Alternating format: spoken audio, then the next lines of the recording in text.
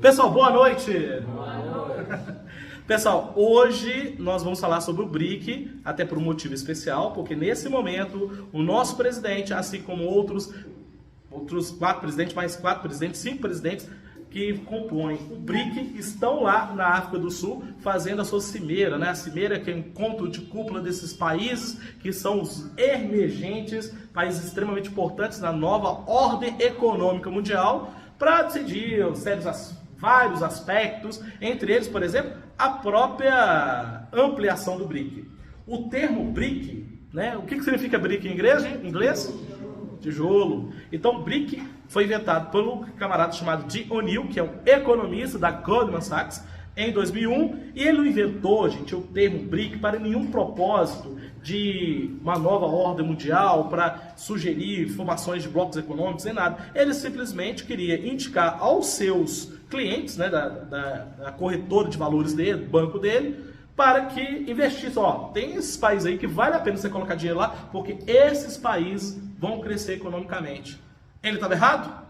Não. Estava não, gente, ele estava certo. Esses países realmente só eram emergentes, um deles nem precisa falar muita coisa, né, que é a China, que é essa potência econômica mundial. Especula-se que a China, em algumas décadas, vai ser mais rica do que o próprio Estados Unidos. Mas isso aí a gente precisa guardar para ver. O fato que esses países, né, que formam um acrônimo, né, B de Brasil, Rússia, Índia, China, quando lá em 2009 foi criado, de fato, esse grupo, e quando em 2001 ele pensou, era o acrônimo com o nome desses países. Só que aí, em junho de 2009, nós tivemos esses países fundadores. E em 2011 entrou mais um país, que é a África do Sul. E África do Sul, por que é essa? É porque em inglês, África do Sul se fala Sudáfrica.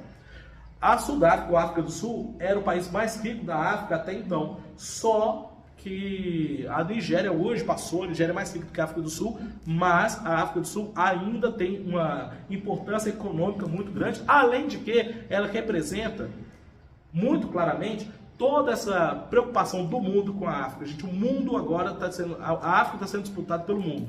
Durante a história, nós vamos falar aqui nas aulas de história, como que a África foi explorada, sacaneada, todos os recursos foram revertidos para o interesse lá dos europeus, mas hoje ela está sendo disputada, e isso é até interessante para a África, porque está sendo investido, por exemplo, a China está investindo na nova Rota da Seda, criando portos, aeroportos, estradas, infraestrutura, dando condições do africano poder ter um trabalho. É claro, né, gente, não existe bondade na geopolítica internacional. A China está fazendo isso porque ela interessa pelo bem-estar do povo africano, certo? Claro que não. Ela está interessada na economia. Mas o fato que a África está sendo disputada, e a África, é claro, vai tentar absorver essa boa maré, essa boa onda a seu favor. E a África do Sul, então, já está nessa proposta. Mas eu falei da Nigéria. A Nigéria também é uma candidata. Gente, existem vários candidatos para estar no BRICS. O Brasil, ele tem uma preocupação, né? O Itamaraty tem uma preocupação de uma expansão muito grande do BRICS, porque se entra muitos países, são 22 candidatos, o que acontece? Conforme eu acabei de dizer aqui, a China está investindo pesado no mundo. É a nova Rota da Seda, não só na África, no mundo inteiro. Então vai entrar outros países que podem estar sob a influência da China. Portanto, vamos supor, um exemplo, a Nigéria, que recebe investimento da China. Dentro do BRICS, de um colegiado, vai ter lá uma divergência em que esses países, representantes desses países, vão ter que votar num posicionamento do BRICS. A Nigéria, que recebe recursos da China, vai votar de acordo com o interesse da China, o que reforça o poder, o protagonismo da China dentro do BRICS. Hoje é reduzido, hoje é simplesmente uma eleição. Não tem essa correlação de forças, mesmo porque hoje existe, por exemplo, dentro do BRICS, até uma divergência. A Índia, que é uma economia muito forte também, ela tem disputas, por exemplo, com a China, até no âmbito territorial. Essa disputa territorial, ou seja, existem aí, por exemplo, correlações de interesses que não são unificados.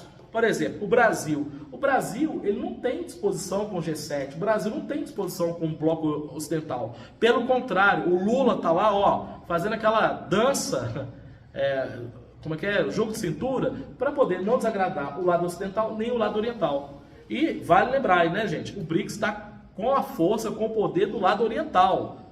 A China e a Rússia estão no BRICS. A Rússia, que está na guerra da Ucrânia, que tem aí essa contraposição aos países ocidentais. Então, Rússia e China estão no BRICS.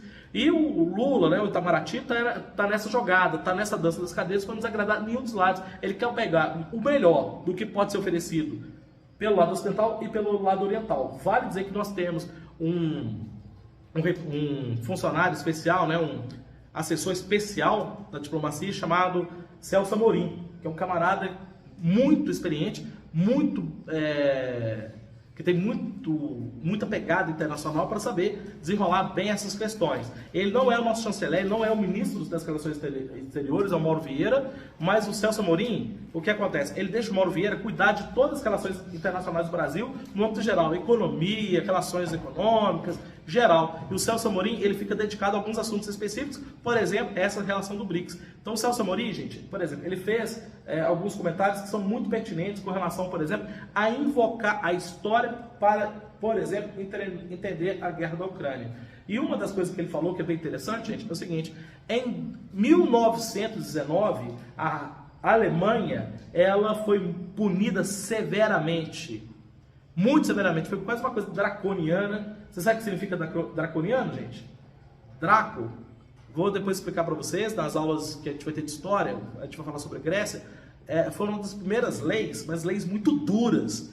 E a Alemanha foi submetida a uma punição muito dura pela guerra, o que fez que a Alemanha recebesse um forte sentimento de revanchismo, né? O ressentimento deles ficou bravo demais, o que promoveu, em 1939, eles invadiram a Polônia.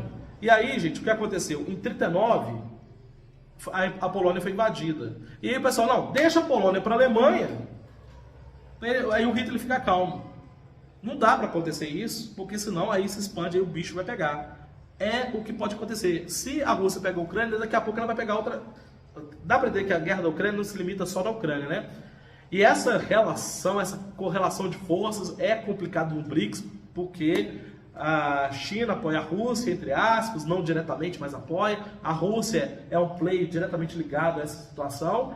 E a Índia, o Brasil e a África do Sul, ela precisa ter uma coisa bem pensada, bem pautada para isso. Por exemplo, uma coisa que é complicada. A África do Sul, onde hoje é a sede desse encontro, ela é signatária lá do TPI, que é o Tribunal Penal Internacional. E nesse tribunal, o Putin, por vários motivos, né, ele é considerado criminoso. Portanto, se o Putin saísse da Rússia para entrar nesse encontro do BRIC, o que o pessoal da África do Sul tinha que fazer com ele? Botar na cadeia, no Chilindró. Então, por exemplo, estão todos os presidentes do BRICS lá na África do Sul, menos o Putin. O Sergei Lavrov, que é o chanceler, né, o ministro das Relações Exteriores, é que está fazendo essas vezes, porque se o Putin for lá, vai preso. Dá para entender como é que as coisas se atrelam? É difícil da gente ter todas essas questões bem definidas, porque geopolítica é uma complicação. Agora, voltando a falar aqui da Goldman Sachs, do Jim O'Neill, quando ele cunhou esse termo, o G7, que é o grupo... Deixa eu falar essa foto aqui. O G7, gente, era sozinho responsável por 42% do PIB internacional. Apenas 7 países eram responsáveis por quase a metade de tudo que produzia os 193 países do mundo. Hoje mudou. Praticamente o BRICS hoje, com o G7, se equivalem. Uma questão de curiosidade, gente, é que a Rússia, que hoje faz parte do BRICS, ela já fez parte do G7, que na verdade era G8, né? Por que G8? Porque a Rússia fazia parte. Quando a Rússia invadiu a Crimeia, a Rússia foi expulsa, então voltou a ser G7.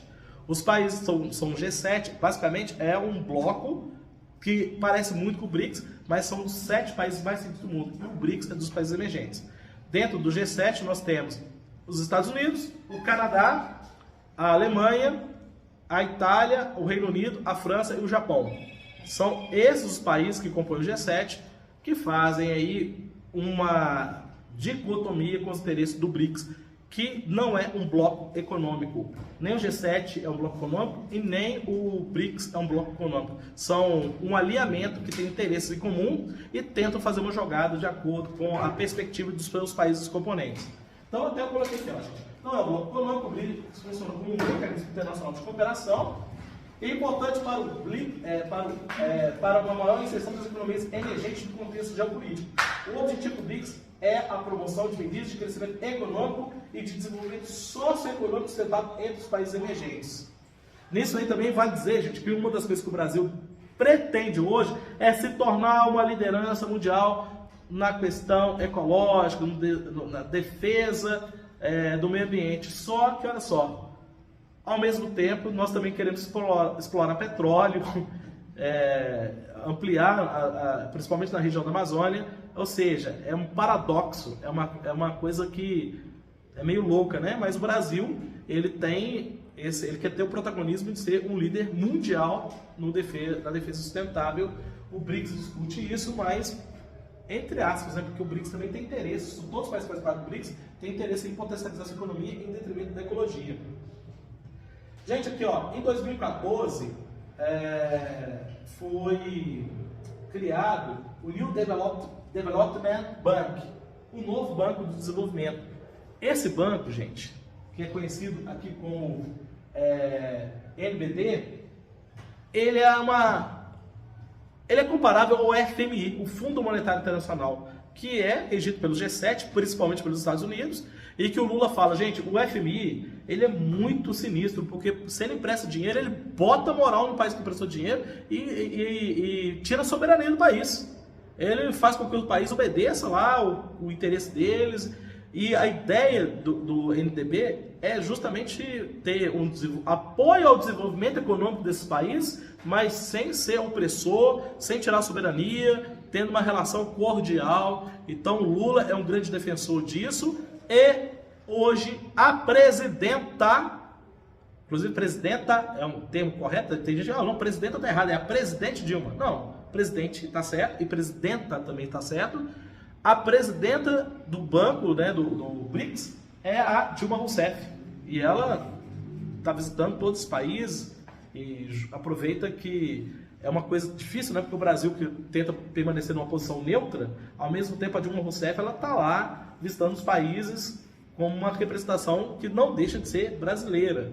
Então é uma oportunidade que o Brasil tem de forma indireta de estabelecer contatos com esses países que estão em conflito, por exemplo, a Rússia, porque o Lula ele já deixou claro que ele não quer visitar nem a Rússia e nem a Ucrânia enquanto eles estiverem em guerra. Mas a Dilma visita também que faz às vezes.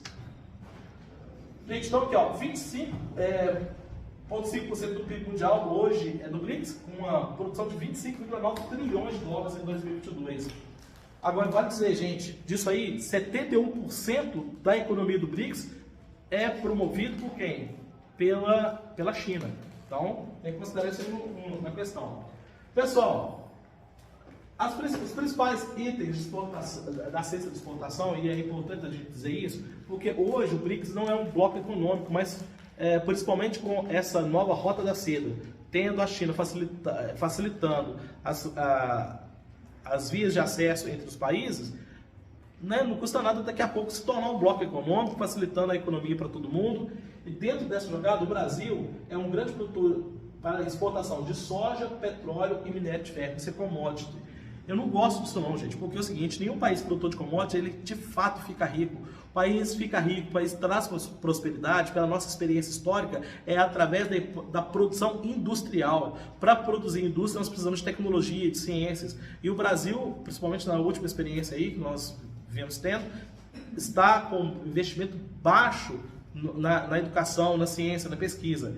Nós precisamos de indústria para a gente fortalecer. Hoje está aqui os principais itens, que é a soja, o petróleo e o minério de ferro. Soja aqui vale dizer que uma das questões promovidas pelo projeto da nova Rota da Seda, que oferece portos, vias de acesso, ferrovias, pelo mundo inteiro, né? Por exemplo, na África, a China está investindo pesado na infraestrutura da África, porque tem interesse de receber todas as vantagens que a África tem. O Brasil também tem esse benefício, vai receber esse benefício. Vai ser construído uma ferrovia que vai ligar o Porto de Açu até o Peru, o que vai fazer com que o Oceano Atlântico seja ligado ao Oceano Pacífico aqui pela América. E olha só que curioso, a soja produzida lá nos Estados Unidos, ela é mais cara, mas se torna mais barato porque ela é extraída como economia, porque as barcas que descem pelo rio Mississippi faz com que, no final das contas, a soja americana seja mais barata. E a soja brasileira, que é mais barata, por questões agrárias, a mão de obra, ela se torna mais cara porque ela é transportada via transporte rodoviário.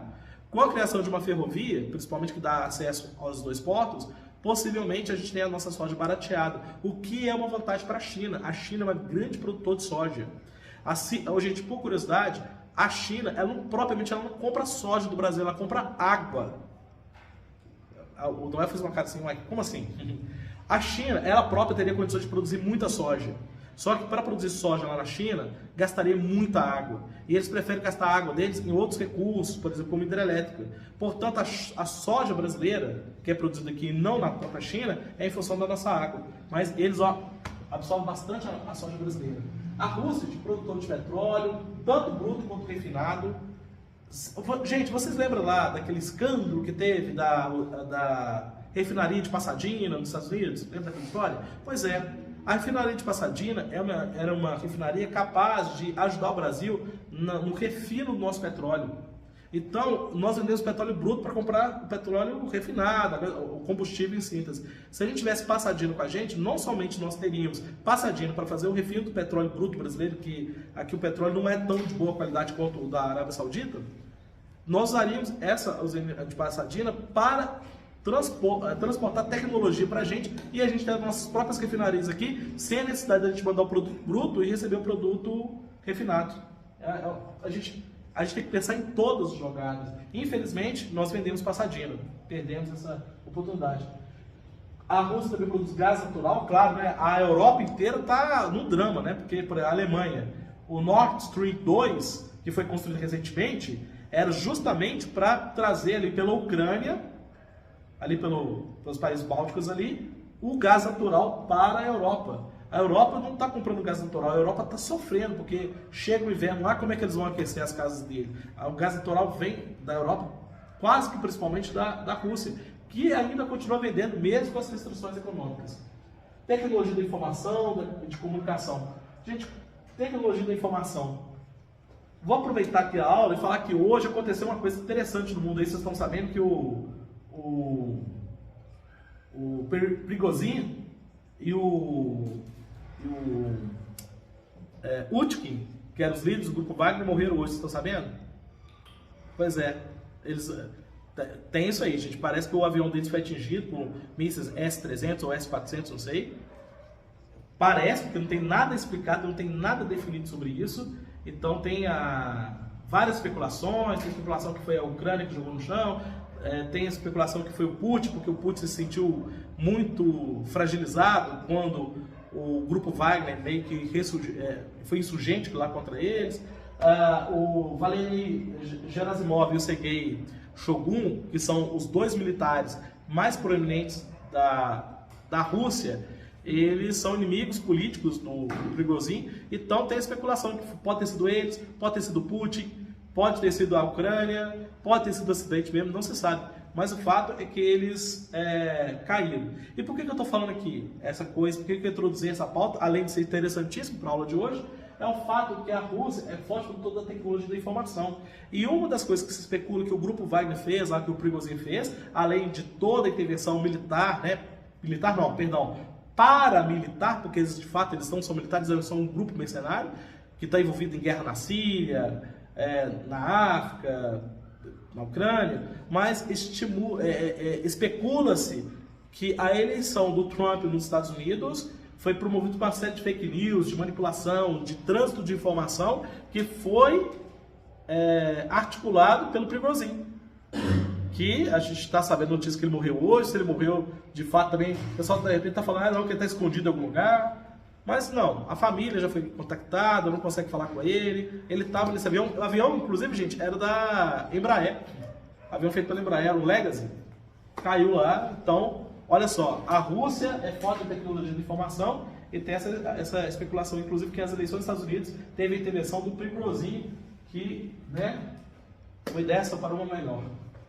A Índia. Gente, quando a gente fala em Índia, a gente pensa muito em pobreza, é aquela coisa lá, as castas. Gente, na Índia, se você nasce um Brahmin, você é rico. Aí, mas se você nasce um Dalit, você não pode nem ser tocado, você é um imundo. É uma coisa assim, se você nasceu numa casta, é naquela casta. Se você nasceu rico, pela cultura lá, você vai morrer rico. É assim, está sendo aos poucos quebrado isso aí. Mas enfim, hoje é o país mais populoso do mundo. 1 bilhão e 400 milhões de habitantes, é uma coisa enorme. Portanto, tem uma economia fortíssima, tem muita pobreza, mas também tem muita economia. Eles falam inglês e tem um poder tecnológico também bem interessante. A Índia não é só pobreza, apesar que tem, sim, muita pobreza. Petróleo e serviços de transporte. China, gente, a China é o produtor de toda a tecnologia do mundo. A gente tem os equipamentos eletrônicos, por aí vai, a China. A China é praticamente um dos principais parceiros econômicos do mundo inteiro. Aparelhos de transmissão, rádio, telefone, TV, de informação, acessórios, equipamentos e máquinas. A África do Sul, aí commodities, ela produz ouro, platina, minério de ferro. O legal é se produzir tecnologia, indústria, isso que faz o país crescer. Voltando a falar aqui, gente, os presidentes desse país aqui, uma característica que eu quero dar para vocês já compreender como é que mexe as peças desse tabuleiro muito doido, é que o Lula e o Cyril Ramaphosa é o presidente da África do Sul. Eles foram sindicalistas, portanto, eles têm treinamento em negociar, eles têm paciência, eles têm garra, eles têm essa expertise que eles vão trazer da trajetória de vida deles, o que favorece ele dentro desse jogo político. Enquanto Xi Jinping, não, ele é um tecnocrata, é um cara que foi escolhido pelo Partido Comunista para assumir aquela posição, então dizem que ele gosta de chegar na mesa de debate, na mesa de discussão, com tudo resolvido já. Ele é meio imperialista, ele quer já tem pronto, isso aí então favorece dentro de uma coisa que ele não tem tanta experiência, porque na China ele não passa pela experiência de negociar, na China é assim e pronto, e aqui ele está tendo que negociar, o que favorece tanto o Ramaphosa quanto o Lula. Narendra Modi, não tem muito o que falar com ele, porque tem que falar que o Narendra Modi é meio como o Lula, ele dança conforme a música. Ele é meio radical, meio conservador em certos momentos, mas depois ele flexibiliza. Vale dizer que a China tem muito conservadorismo lá. E aqui, eu já falei, né, gente, o Sergei Lavrov, ele está no lugar do Putin lá nesse encontro, porque a África do Sul era signatária do TPI, que é o Tribunal Penal Internacional, portanto, o Putin não pode estar lá na África do Sul, porque senão ele vai para o Chimendró, a África do Sul tem que prender ele, se não prender é um constrangimento para a África do Sul, então o Lavrov está lá. E uma coisa interessante que, gente, o R5, do mesmo jeito que a Europa criou o euro, especula-se a ideia de criar o R5. Por quê, gente? O Alexei Mozin, aí eu coloquei até um coraçãozinho, né? Mozin. Alexei Mozin, que é o representante lá da Rússia no FMI, ele percebeu que as letras de cada moeda começam com R. Real, moeda de qual país? Claro. E o rublo? Da Rússia. A rúpia, da Índia. Gente, o renminbi é o da China. Eu sempre escutei aqui nas aulas, quando eu falava com vocês, eu falava ien. Mas parece que o ien é uma forma de falar, mas o certo mesmo é renminbi. Então, é isso. E o rand, que eu já falei, dei uma aula aqui, falando sobre a África, eu falei lá, que a moeda da África do Sul é o rand. Então, todos os países começam com R. A ideia de se criar, se não uma moeda física, realmente vai ser um dinheiro a circular no mundo, mas talvez um tipo de moeda que possa servir para as nossas relações. E o Lula está batalhando isso aqui demais, porque ele não quer que o dólar seja moeda internacional. Por exemplo, gente, toda vez que existe uma restrição no mundo, os Estados Unidos promete uma sanção. Quando os Estados Unidos promete uma sanção, o que acontece? Essa sanção funciona muito mais a favor dos Estados Unidos, ou seja, de uma maneira unilateral, só um dos lados manda, porque os Estados Unidos é o dono do dinheiro que circula no mundo. Então os Estados Unidos têm muito mais poder e eles sempre ganham também nas relações. Por exemplo, se o Brasil quiser comprar alguma coisa da China, a China tem que comprar dólar e os Estados Unidos ganham sobre isso, pouco que seja, e o Brasil também tem que fazer o mesmo no sentido contrário. Agora, a ideia é tirar o dólar como uma moeda universal. O dólar se estabeleceu como moeda universal, principalmente ali depois da Segunda Guerra Mundial. Teve um encontro na Inglaterra, chamado Encontro de Bretton Woods, onde que John Maynard Keynes, um grande economista, ele criou toda a ordem mundial que se tinha até então, e ele criou essa ideia. Após a Segunda Guerra Mundial, gente, a Europa estava em frangalhos. O país que entrou depois da guerra, que não teve guerra lá, propriamente nos Estados Unidos, a não ser Pearl Harbor, que foi bombardeado, mas os Estados Unidos não sofreu com a guerra, a economia não se abalou. Então os Estados Unidos cresceu economicamente, veio com uma força muito grande, fazendo com que o dólar fosse essa grande moeda que todo mundo se estabelece as suas relações comerciais através dela. Hoje, a gente está colocando esse cheque. Falou, por quê? Qual é? Vamos fazer outra moeda.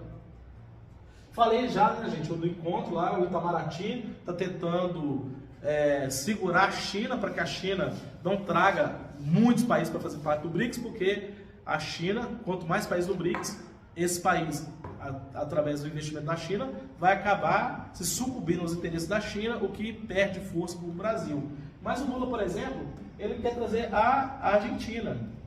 Só que a Argentina, a gente está entrando um cara muito estranho lá, um cara meio malucão. Vocês estão sabendo disso aí?